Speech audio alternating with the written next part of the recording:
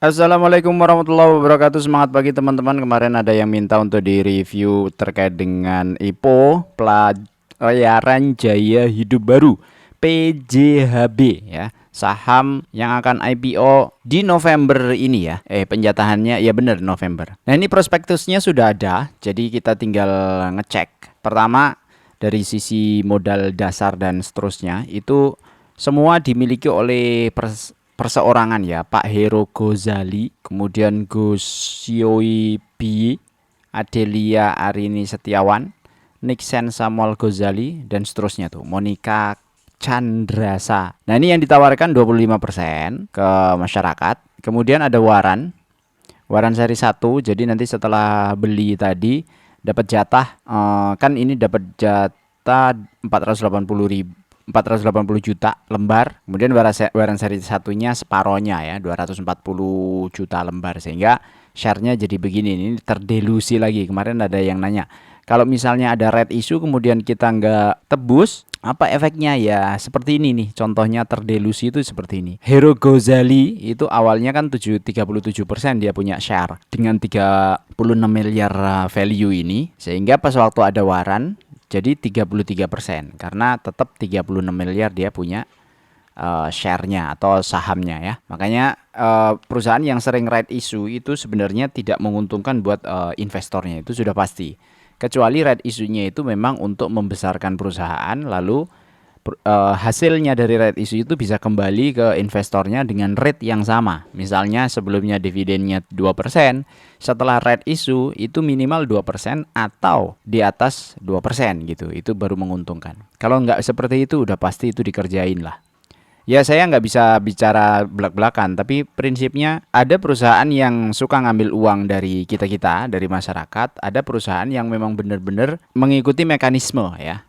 Karena namanya financial engineering apalagi di pasar saham itu semua memungkinkan karena di situ resmi. Ambil contoh ya sekarang ya. Ini bapak-bapaknya yang lagi mau red issue PHJB, apa sih namanya, lu susah amat ini ya. PJHB.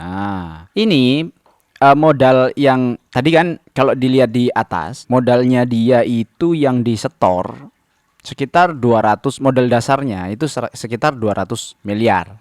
Oke. Inilah yang dijual ke kita, ke masyarakat.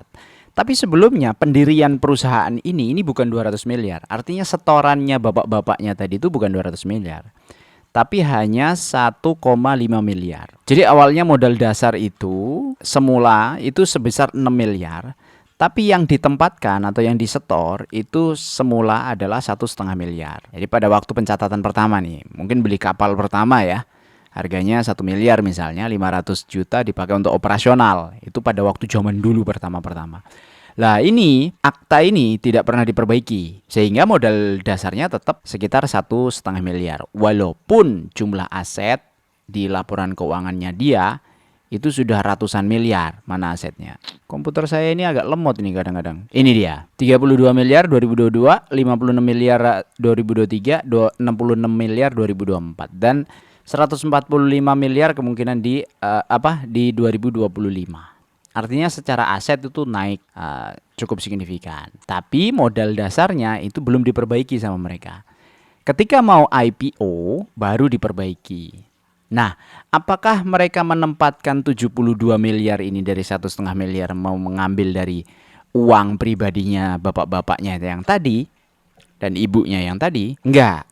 Cerdasnya adalah mereka menggunakan kapitalisasi laba ditahan. Jadi seolah-olah karena perusahaan ini itu ada laba di situ, laba itu bisa dibagikan dalam bentuk dividen. Dia tidak pernah bagi dividen sebelum-sebelumnya mungkin. Sehingga laba ditahan tadi itu baru ini dikapitalisasikan. Jadi dijadikan hak miliknya bapak-bapaknya tadi, si pemilik. Boleh nggak seperti itu? Boleh aja. Namanya kita punya perusahaan kan suka-suka kita kan. Sehingga di laporan keuangan itu 70 miliar ini, 70 miliar 500 ini dikapitalisasi. Jadi 1,5 miliar dari setoran yang awal, 70,5 dari laba ditahan, sehingga totalnya 72 miliar. Di mana 72 miliar itu sesuai dengan laporan yang ada di sini. Oke. Nah, inilah yang membuat orang kaya semakin kaya.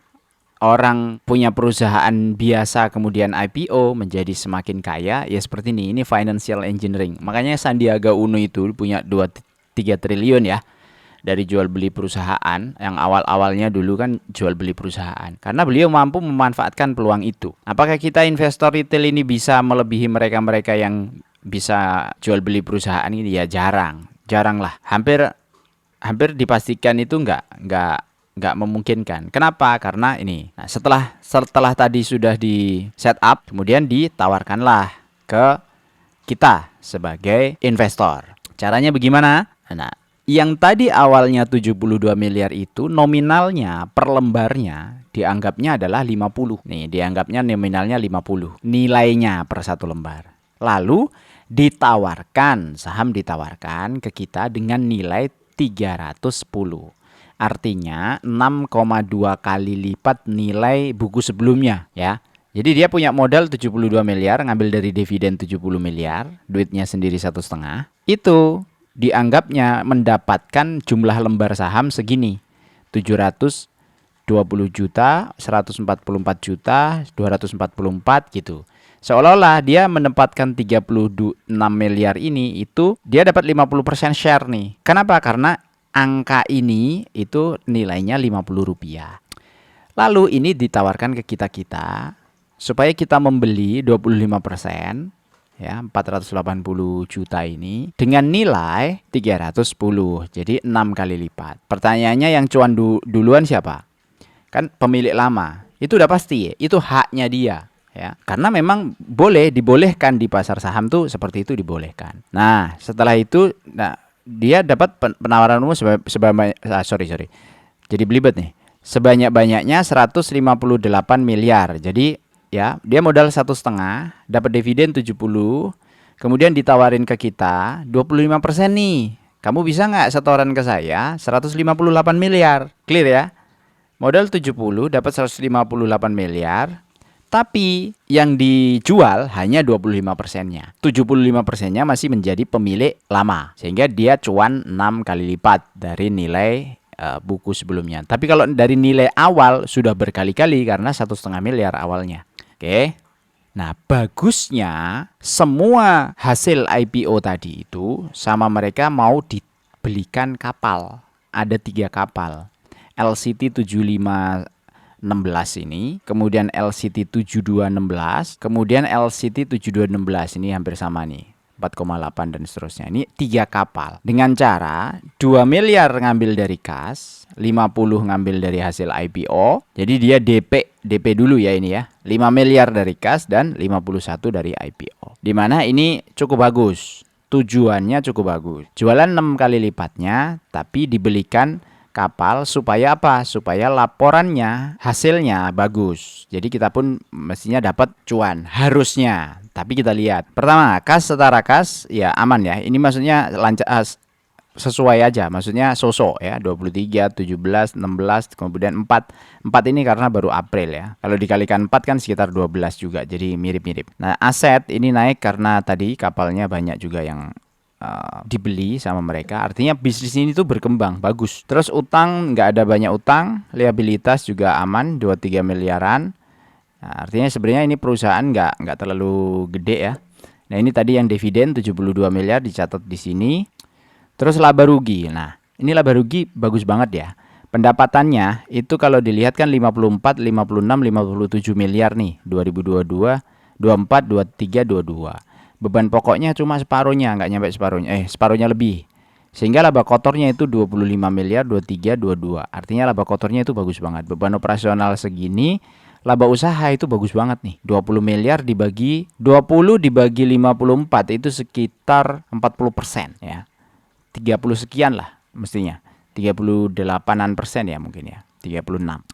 Jadi laba usaha segitu tuh bagus banget ya, karena memang perusahaan jasa, namanya perusahaan jasa itu biasanya labanya juga bagus ya.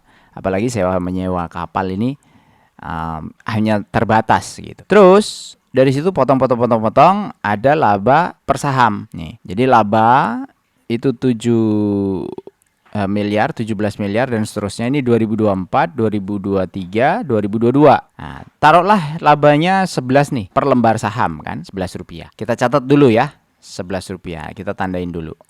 Nah, terus ngomong rasio-rasio keuangan ini aman, cash ratio juga aman, cash ratio sampai 5 kali.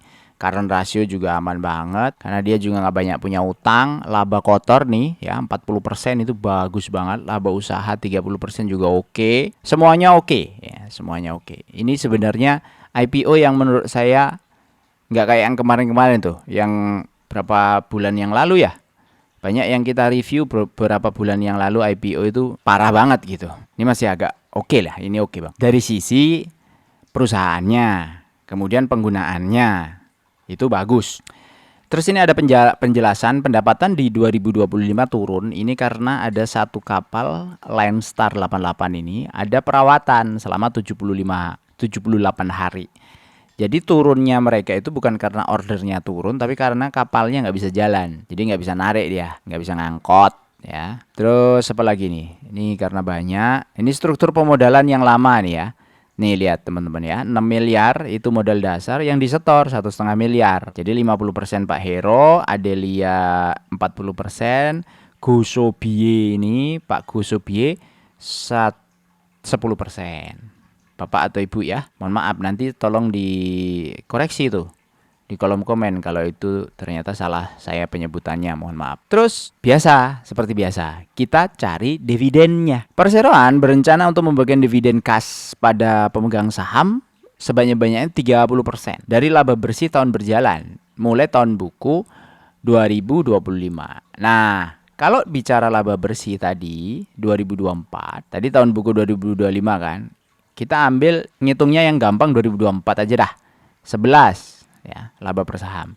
30% ya mau dibagi berarti 3 rupiah. Kalau 3 rupiah, kita kan beli tadi sahamnya 330 ya. Kita anggap sahamnya itu kita beli di harga termahal 330 rupiah per lembar saham. Maka ketika dia bagi dividen 3 rupiah tadi, itu dapat yieldnya sebesar 1,08%. 1,08%. Jadi hanya 1%. Apakah bagus untuk pemegang saham dividen seperti kita? Ya enggak bagus. Tapi apakah IPO ini menarik? Sebenarnya ini cukup menarik. Pertanyaan selanjutnya, apakah penjamin pelaksana efek Pilar Mas Investindo Sekuritas ini bisa ngerek sahamnya di hari-hari pertama, awal-awal pertama? Tidak ada yang tahu. Ya. Kalau teman-teman tahu komen ya. Bagaimana performa Pilar Mas Investindo Sekuritas ini di pengawalan saham-saham IPO. Tapi kalau untuk dividen investing ini masih jauh di bawah performa yang seharusnya. Itu hitungan saya. Kalau hitungan saya salah, tolong nanti dikoreksi ya di kolom komen. Kalau suka di like, kalau nggak suka di dislike. Silahkan. Terima kasih, itu aja dari saya untuk hari ini. Semoga bermanfaat. Assalamualaikum warahmatullahi wabarakatuh.